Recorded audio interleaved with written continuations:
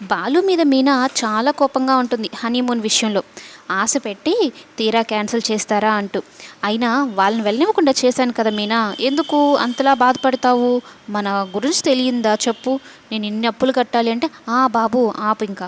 అప్పులు కట్టాలి, నలుగురు పిల్లలు పుడతారు, ఆలోపు మనం ముసలాళ్ళు అయిపోతాము, ఆ పిల్లలకి పెళ్ళిళ్ళు చేయాలి, వాటికి తెచ్చిన అప్పులు తీర్చాలి, ఇవే కదా చెప్తూ ఉంటారు.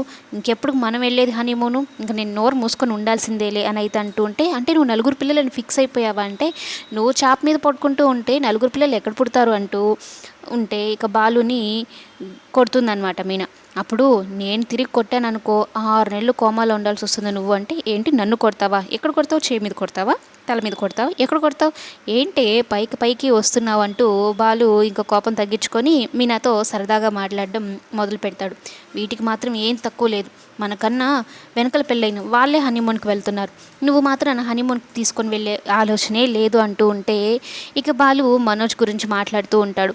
ఇక మనోజ్ గురించి మాట్లాడుతూ ఉంటే మీనా వాళ్ళతో మనకెందుకు, వాళ్ళ గురించి మనకెందుకు అని మీనా అంటూ ఉంటే, అది కాదు మీనా, నాకు డౌట్ వస్తుంది. మా అమ్మ బాగా కవర్ చేసినట్టు నీకు అనిపించడం లేదంటే నాకైతే అనిపించడం లేదన్నట్టు మీనా తప్పించేసుకుంటుంది.